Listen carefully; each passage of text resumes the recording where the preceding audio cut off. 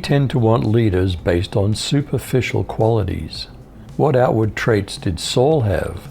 What leader serves like Jesus did? Let's begin in 1 Samuel 9.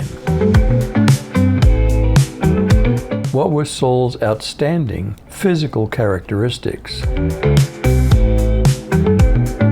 There was a wealthy man from the tribe of Benjamin named Kish. He was the son of Abiel, son of Zeror, son of Bechorath, son of Aphiah, a Benjamite. He had a son named Saul, who was a handsome young man. No one in Israel was more handsome than Saul, and he stood head and shoulders above everyone else. Where did Saul's companions suggest they get advice about some lost donkeys? Kish owned some donkeys, but they'd run off. So he told Saul, "Take one of the servants and go look for the donkeys." Saul and the servant went through the hill country of Ephraim and the territory of Shalisha, but they couldn't find the donkeys. Then they went through the territories of Shalem and Benjamin, but still there was no sign of the donkeys. Finally they came to the territory where the clan of Zuph lived. "Let's go back home," Saul told his servant. "If we don't go back soon, my father will stop worrying about the donkeys and start worrying about us." "Wait," the servant answered. "There's a man of God who lives in a town near here. He's amazing. Everything he says comes true. Let's talk to him. Maybe he can tell us where to look."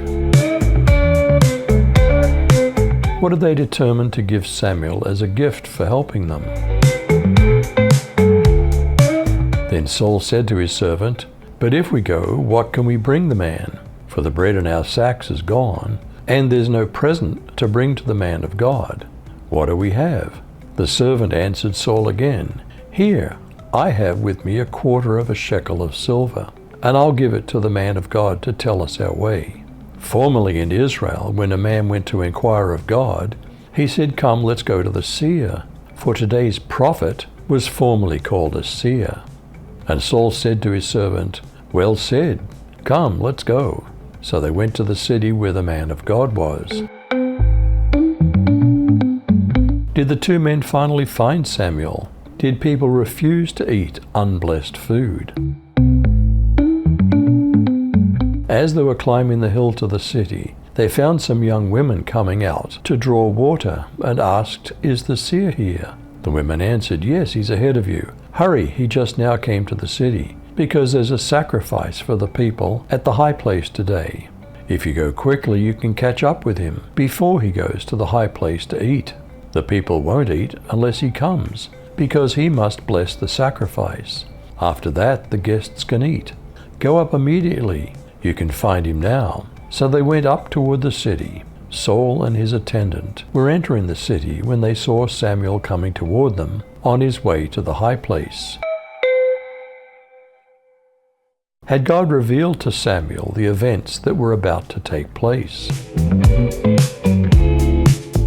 Now, one day before Saul's arrival, the Lord had revealed to Samuel, "About this time tomorrow, I'll send you a man from the land of Benjamin, and you're to anoint him as commander-in-chief over my people Israel. He'll deliver my people from the control of the Philistines, because I've seen the suffering of my people, and because their cry has come up to me."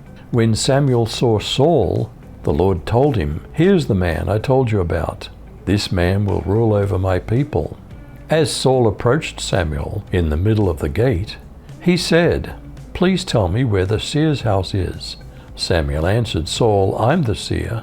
Go up ahead of me to the high place and eat with me today. In the morning I'll send you away and tell you everything that's on your mind. Now as for your donkeys that were lost 3 days ago, don't give any thought to them, because they've been found. Meanwhile, to whom is all Israel looking, if not to you and all of your father's household?" Did Saul have at least a little humility at the start of his reign? And Saul answered and said, "Aren't I a Benjamite, of the smallest of the tribes of Israel, and my family the least of all the families of the tribe of Benjamin? Why then do you speak so to me?" And Samuel took Saul and his servant and brought them into the parlor. and made them sit in the chiefest place among them that were bidden, which were about 30 persons. And Samuel said to the cook, Bring the portion which I gave you, of which I said to you, Set it by you. And the cook took up the shoulder, and that which was upon it, and set it before Saul. And Samuel said, Behold, that which is left, set it before you, and eat. For to this time has it been kept for you, since I said, I've invited the people. So Saul did eat with Samuel that day. Did Samuel prepare Saul to hear the word of God regarding him? Then they came down from the high place to the city, and Samuel spoke with Saul on the roof. And they arose early, and at the breaking of dawn, Samuel called to Saul on the roof, saying, Get up, that I may send you away. So Saul arose, and both he and Samuel went out into the street. As they were going down to the edge of the city, Samuel said to Saul, Say to the young man that he might pass before us and pass onwards. But you remain standing now, that I may cause you to hear the word of God.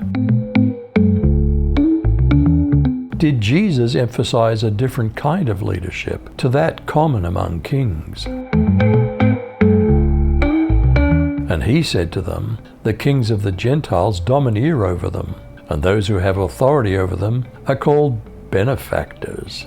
But it's not this way for you. Rather, the one who is greatest among you must become like the youngest, and the leader like the servant. For who's greater, the one who reclines at the table, or the one who serves? Isn't it the one who reclines at the table? But I'm among you as the one who serves. Do we tend to want leaders based on superficial qualities? What outward traits did Saul have? What leader serves like Jesus did? You decide.